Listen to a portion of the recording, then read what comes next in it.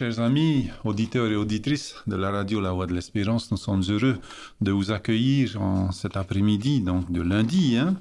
Voilà, il y en a qui ont démarré la journée hier, il y en a qui ont démarré aujourd'hui. Eh bien, nous, c'est aujourd'hui. Et j'ai une invitée spéciale cet après-midi dans les locaux donc du Centre Média de LVDL. N'oubliez pas que nous sommes en direct et le numéro, si vous avez envie d'intervenir, c'est le 49 45 59 60. 49 45 59 60. Voilà, une très cordiale bienvenue à chacun d'entre vous, à chacune d'entre vous, que vous soyez dans vos voitures, que vous soyez au travail, que ce soit à l'intérieur ou à l'extérieur, dans les centres hospitaliers ou dans les centres pénitentiaires de la Polynésie française. Eh bien, nous vous souhaitons une très, très cordiale bienvenue. Eh bien, cet après-midi, avec moi, donc, une invitée, comme je vous le disais tantôt, et je vais lui demander de se présenter. Bonjour, comment vas-tu? Je vais très bien, merci. Yorana tout le monde. Voilà. Je m'appelle Arava Mayari. Okay.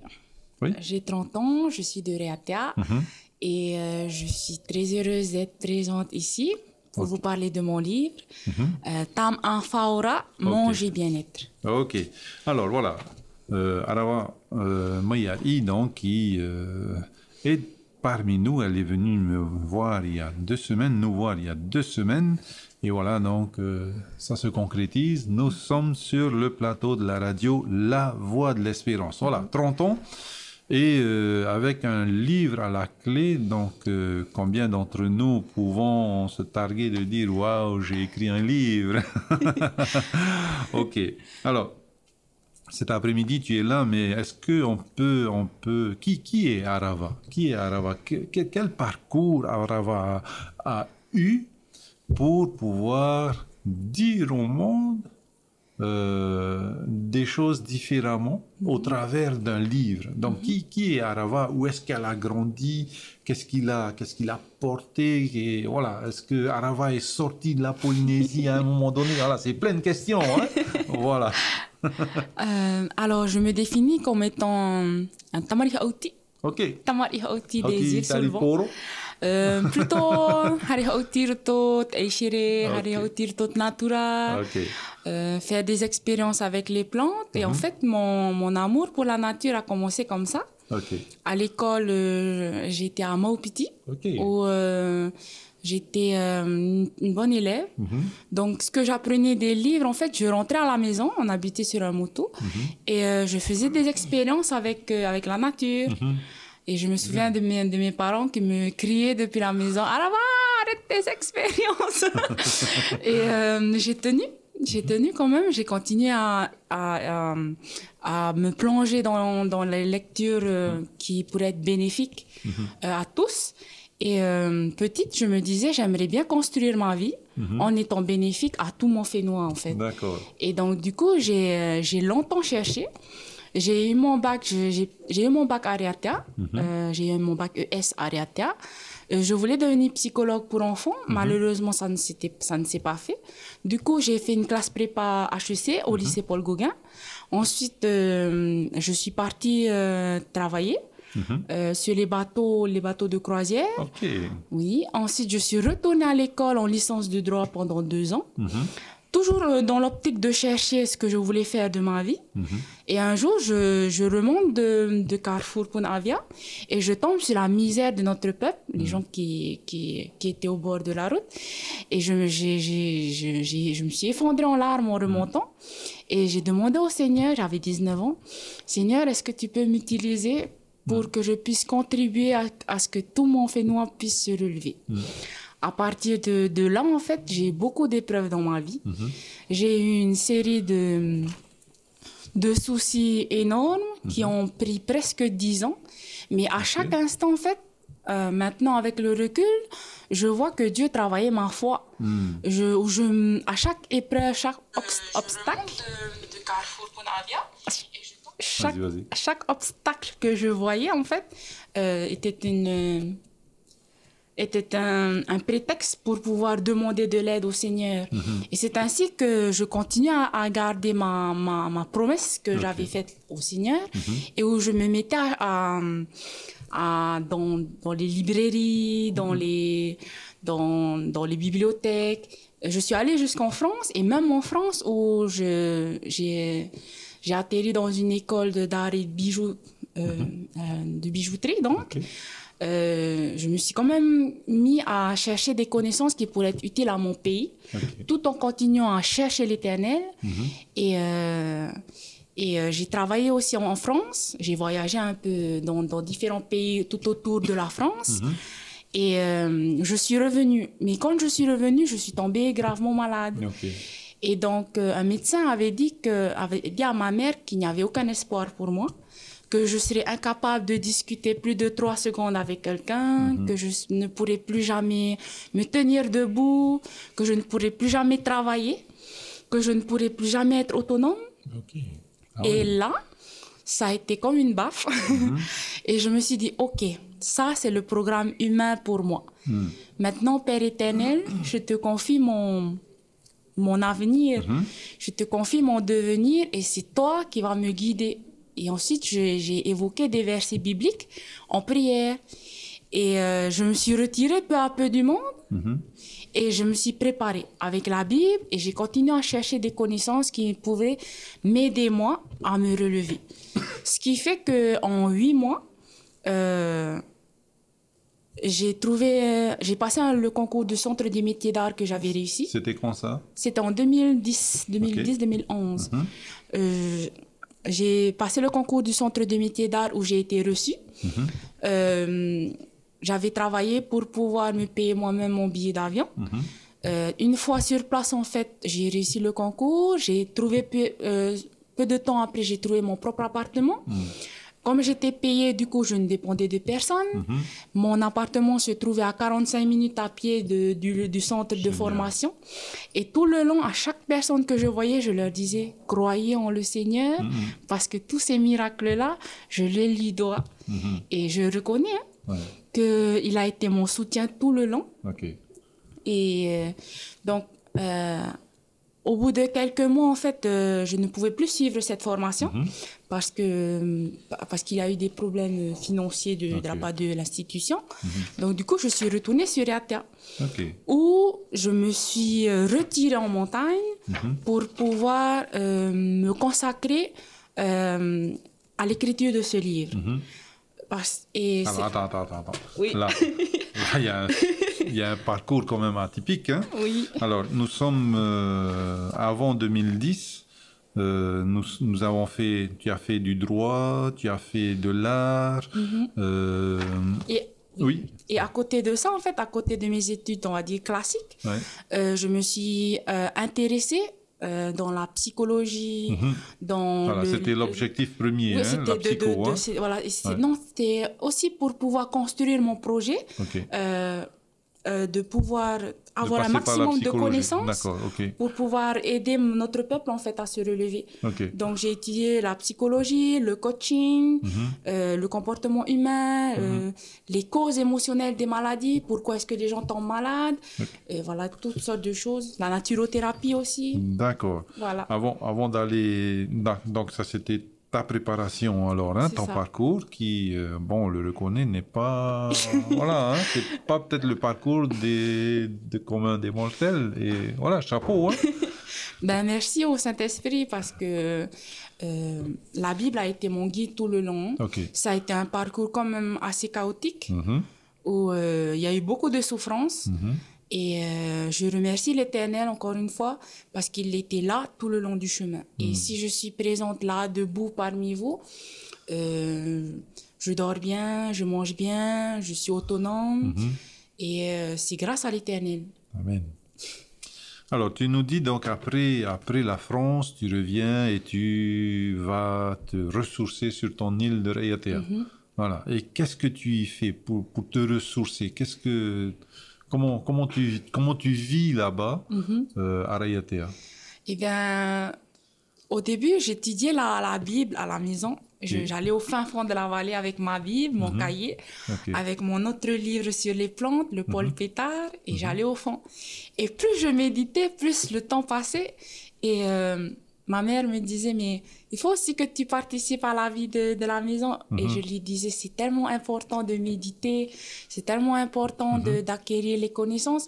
Je ne leur ai jamais parlé de ce projet. De lire, oui, pendant ça a pris quand même 7 ans pour écrire ce livre. Et pendant tout ce temps, en fait, là, il y a eu de très, très rares personnes à qui je me suis confiée, mais jamais je ne leur ai dit, je suis en train d'écrire un livre sur les vertus médicinales des plantes comestibles. Il y a une raison à cela? Parce que c'était une promesse entre moi et l'Éternel. D'accord. C'était c'était comme une relation où je lui confiais tout et je me confiais aussi en lui pour les avancer. Voilà. Ok. D'accord. Donc, voilà, tu es à Raiatea et donc tu me dis pendant 7 ans, donc à Raiatea, tu plonges sur... Enfin, il y a beaucoup d'observations de la nature. Tu plonges sur ce livre de Paul Pétard, mais pour écrire... Donc, maintenant, on va venir sur ce livre-là. Pour écrire ce livre-là, quelles sont tes sources? Alors... Est-ce que tu en as d'abord et bon... En fait, c'est très important d'avoir... Sans trop les citer, mais voilà. En fait, c'est très important d'avoir des sources de connaissances. Le Paul Pétard, en fait, ça a été la base. Mais en lisant, en fait, je me suis rendu compte qu'il n'y avait pas assez d'informations sur ce qui pouvait nous être utile à nous tous les jours, au quotidien. Donc, du coup... je me suis débrouillée pour pouvoir... rechercher des sources internationales, c'est-à-dire qu'au bout de 7 ans, en fait, j'ai récolté plusieurs centaines, plus de 1700 sources de recherche internationale professionnelle, c'est-à-dire que... Et ça, tu as collecté ça tout le long des 7 ans. Voilà, tout le long de cette année, en fait. Alors, c'est des pharmaciens, des médecins, des laboratoires d'analyse, des universités de recherche, des sites spécialisés. Et en fait, le plus gros a consisté à trier. Trier, parce que je voulais que ce livre-là puisse durer sur plusieurs générations et puisse se léguer de génération en génération. Et j'ai remercié l'Éternel parce que je l'ai appliqué d'abord sur moi. Et par exemple, on m'avait dit que la blessure que j'ai à la jambe ne me permettrait jamais de marcher. Or, en ayant appliqué ça, les connaissances que j'avais acquises, je me suis surprise à faire un sprint sur une montagne avec un grand sourire et pas fatiguée du tout. Et j'ai remercié l'Éternel tout le long. Et j'ai utilisé ces connaissances-là pour transformer mon corps, pour pouvoir améliorer mon esprit. Et ensuite, quand j'ai vu que ça fonctionnait, à chaque fois que j'allais chez des amis qui me disaient « Ah, j'ai le cancer du titi, j'ai mal là, je suis fatiguée, j'ai des problèmes de digestion. » En fait, je leur parlais juste de mes études. Je leur disais pas que j'écrivais un livre.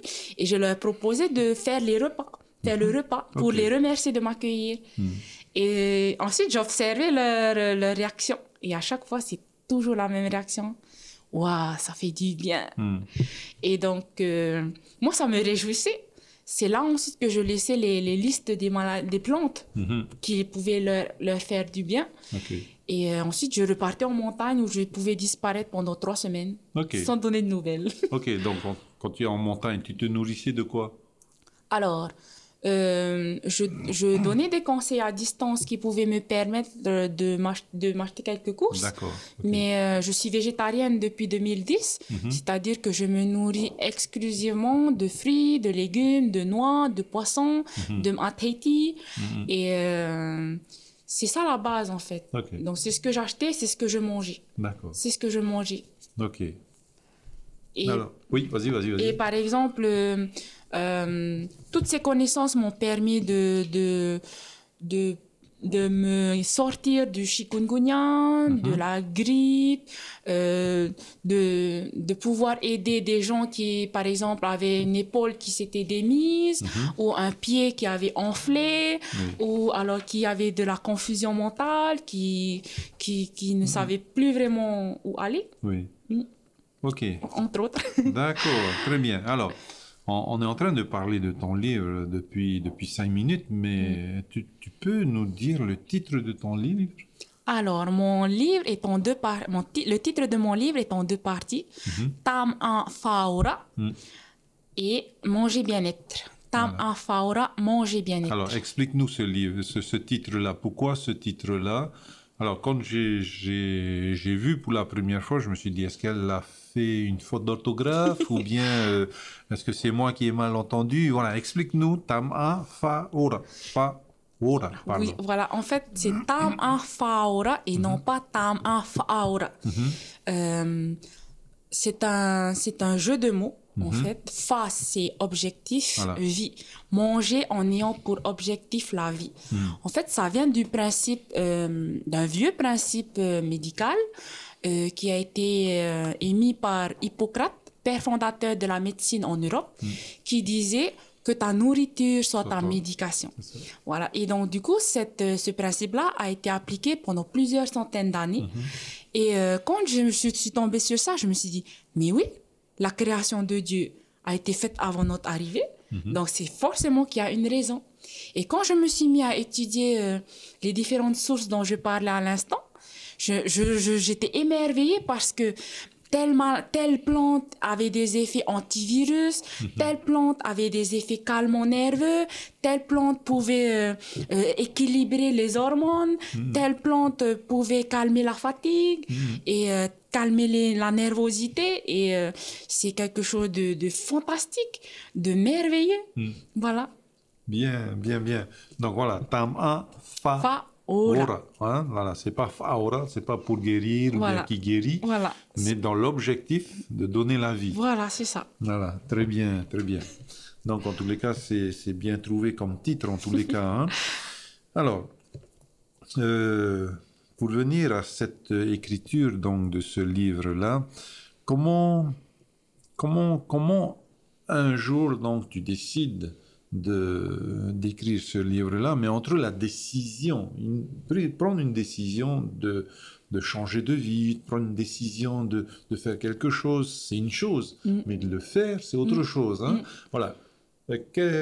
Est-ce que, donc, tu as dit, bon, ben, quand tu as pris la décision, 7 ans après, donc le livre a abouti. Hein, qu'est-ce qui, pendant 7 années, t'a porté? Qu'est-ce qui a freiné peut-être? Qu'est-ce qui a facilité?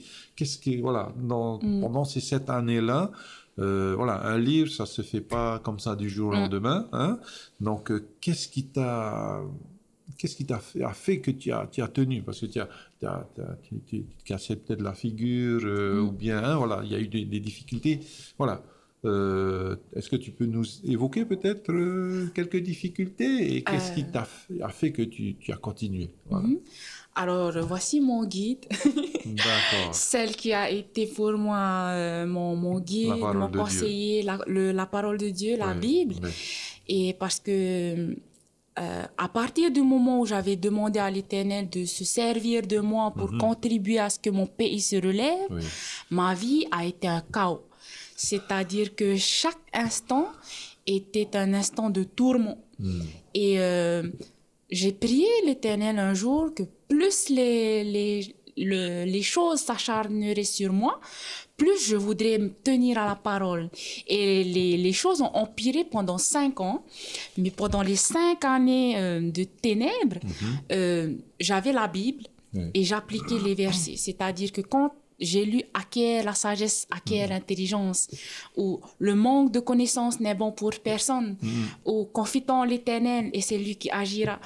Et tous ces versets m'ont soutenu tout le long, donc j'appliquais et quand je sortais en fait de là, c'était brûlant, ma vie était un tourment. Et il faut vraiment se regarder à Jésus-Christ. C'est comme avancer sur un petit chemin où tout le reste n'est que une fournaise. Et c'est comme ça que j'ai avancé, pas à pas. D'accord. Pas à pas. Pas à pas. Hein. Oui, c'est ça. 7 ans, c'est long ou bien 7 ans, tu les as pas vus passer? Ça dépend des moments. Quand tu es en plein dans l'écriture, en plein dans la recherche de connaissances, en plein dans les méditations bibliques, c'est merveilleux. Ok. C'est merveilleux, les choses sont allégées, tu comprends beaucoup plus de choses, tu comprends le pourquoi des choses. Et quand tu sors de là, c'est le tourment. Tu vois, je voyais les gens qui souffraient, je comprenais pourquoi les gens souffraient. Je voyais la misère, je comprenais pourquoi il y avait la misère. Il y avait des réponses que j'avais trouvées, mais je me suis dit, un temps viendra. Et c'est comme ça, en fait, que je me suis dit, si j'annonce aux gens comme ça va être le fouillis. Donc, il faut que je structure et que j'organise les choses. C'est comme ça que l'idée du livre m'est venue. C'est ça. Ok, d'accord. Donc, qu'est-ce que je voulais... Pardon. Pardon. Donc, on parle de ce livre-là. Il y a combien de pages, à peu près? C'est un format A5? Oui, c'est un format A5. En fait, ça fait cette taille, la taille de la vie Oreo Tahiti. Oui, voilà. Et en fait, je l'ai fait... Oui, d'abord, pourquoi ce choix-là? De cette taille-là, voilà. Voilà, la taille, en fait, vient du fait qu'il peut se glisser dans le sac. D'accord. Il peut aller partout. C'est pas comme les grands livres, en fait, qui prennent de l'espace. Je voulais que les gens puissent l'utiliser tous les jours au quotidien. Dans leur cuisine, dans leur salon, en voiture, quand ils vont dans leur famille, quand ils vont au motu, dans le fa'apu. Voilà. D'accord, ok. C'est pour ça que je voulais que le format soit le plus utile, le plus, voilà. Quand on s'est vu, pratique. C'était 430 pages. Il a changé de... Oui. Il y en a un peu plus? Oui, c'est ça. En fait, je l'ai fait corriger par ma mère de Reatea. Bonjour maman. Merci. Maman. Et je l'ai fait revenir. Ensuite, j'ai rajouté des connaissances, par exemple, des listes de maladies avec des listes de plantes à coller. C'est comme ça que j'ai rajouté des choses à l'intérieur, en fait. C'est ça. Ok. C'est ça. D'accord.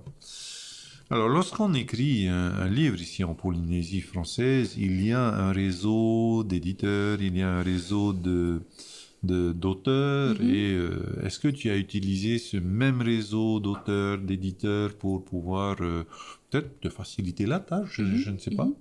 Alors, je vais peut-être me fâcher avec certains éditeurs, mais j'ai préféré l'autopublication. D'accord. C'est-à-dire que j'écris moi-même mon livre, je fais corriger par quelqu'un qui est professionnel, puisque ma mère est une ancienne institutrice à la retraite. Donc, elle est habituée à pouvoir corriger les fautes d'orthographe, les fautes de grammaire. Et merci ces instituts-là qui ont encore conservé l'orthographe parfait, pas comme nos textos et compagnie. Oui, voilà, ok. Donc, fait corriger par maman. Okay. Voilà. Et ensuite, j'ai lancé des préventes pour pouvoir récolter des fonds pour pouvoir l'imprimer. Et ensuite, j'ai contacté un impresseur et je lui ai dit, bon, j'ai tant, combien est-ce que tu m'imprimes?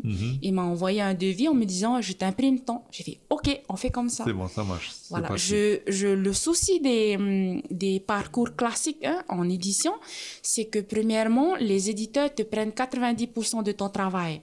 C'est-à-dire que si le livre coûtait 1000 francs, je n'aurais eu que 100 francs, ils auraient gagné 900 francs et j'aurais moi payé l'impression. Voilà. Ça m'a choqué. Ok, d'accord.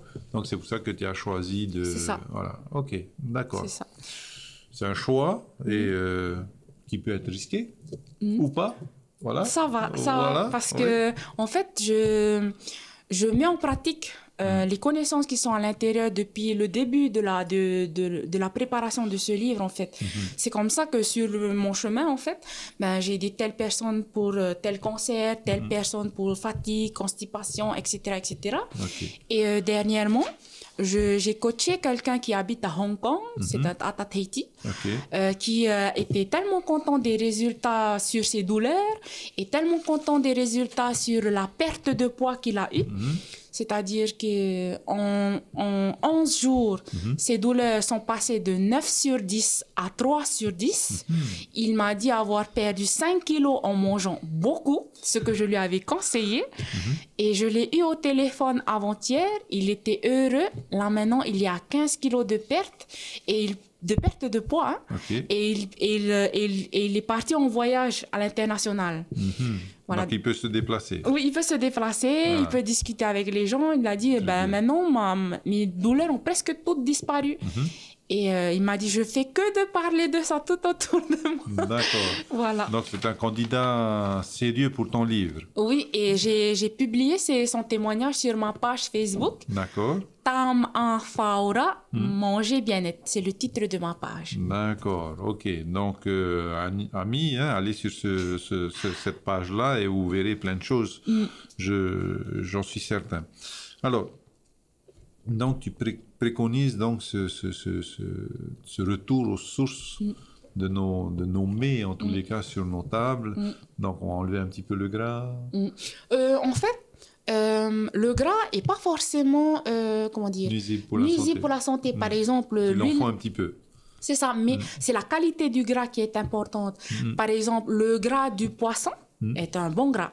Le gras du lait de coco est un bon gras. Tout à fait. Le gras de l'huile de coco vierge est un bon gras. Exact. Le gras des arachides, des autera, ce sont des bons gras. Voilà.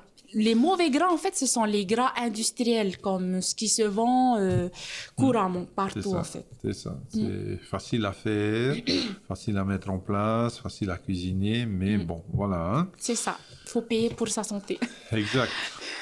Alors, tu parlais tout à l'heure de legs, tu parlais tout à l'heure de travailler, faire quelque chose pour le pays, pour la santé en tous les cas, hein, des habitants de ce pays-là.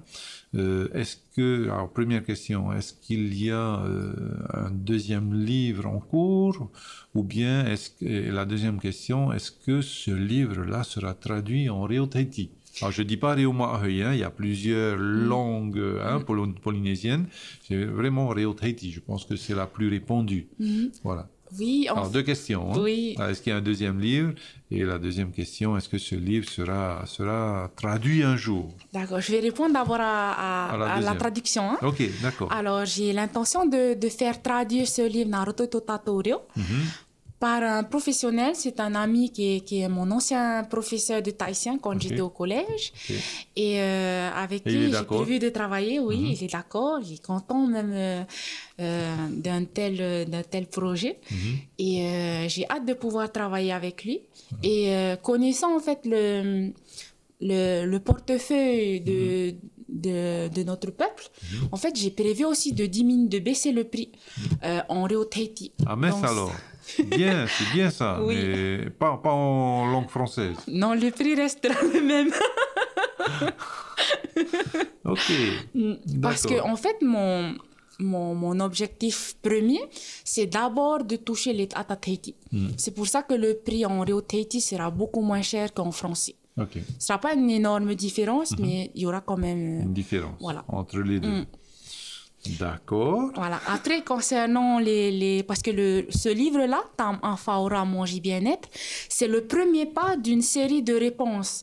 C'est-à-dire toutes les recherches que j'ai accumulées pendant les 10 dernières années, je vais les retranscrire sous forme de livres, ensuite plus tard sous forme d'ateliers où les gens viendront à la maison et pourront, par exemple, j'aimerais beaucoup leur apprendre comment on peut faire de l'électricité à la maison. Comment on peut filtrer de l'eau à la maison, comment on peut être autonome chez soi et développer des business à la maison. Voilà, c'est ça. Ok, d'accord. Donc la traduction, ça va suivre juste après. C'est ça. Ok. Est-ce qu'on a fait le tour donc peut-être sur l'organisation du livre. En fait, mon livre est divisé en 2 parties principales. Okay. Alors, dans la première partie du livre, ça prend près de 256 pages. Ce sont des fiches de fruits, de légumes, de noix, de toutes les plantes que l'on mange. C'est pas du Reo Tahiti. Okay. Et pour chaque fiche, en fait, il y a les vitamines, les minéraux. Ensuite, quelles sont les propriétés, quels sont les usages médicinaux de ces différentes plantes. C'est par exemple, comment est-ce que le ourou est bénéfique au cerveau, comment est-ce que le manioc est un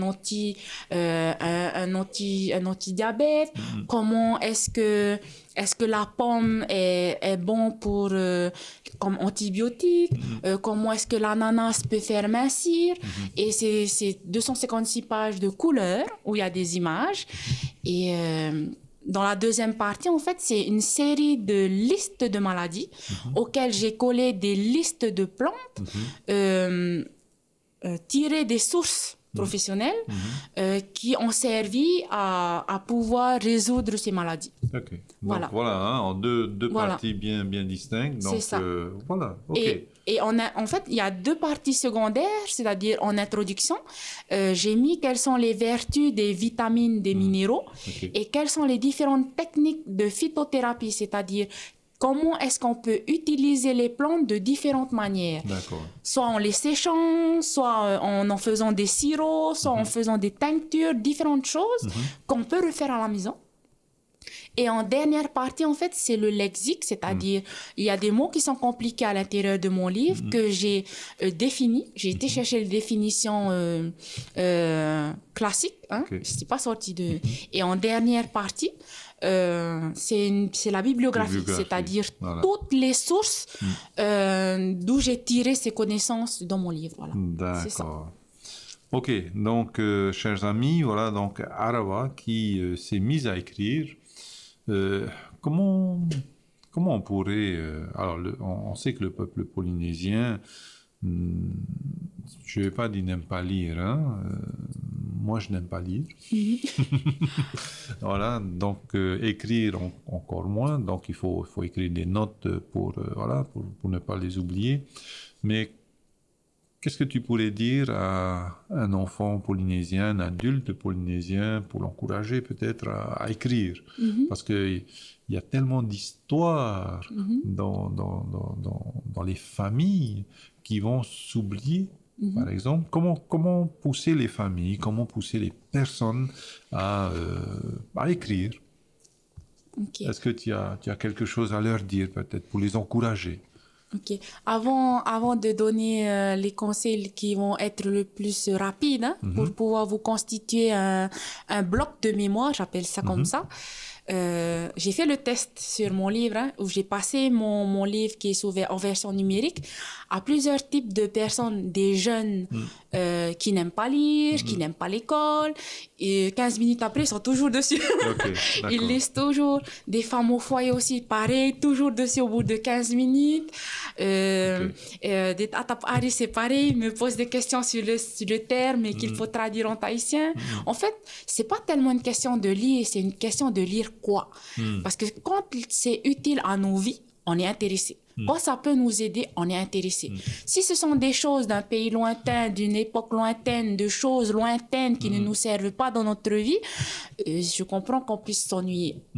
Et après, pour ce qui est de se constituer le bloc de mémoire, ce que je peux conseiller aux gens, c'est de s'enregistrer. On a tous des téléphones portables avec les magnétophones. Quand, par exemple, mamie qui connaît plein de Raoteti ou qui connaît les plantes, ou papy qui a plein d'histoires sur sa jeunesse à raconter, à léguer aux enfants, ben, placez-vous devant, mettez un trépied et filmez-le, discutez avec lui et mettez ça sur des petites cartes SD que vous mettrez dans des bocaux. Avec ensuite...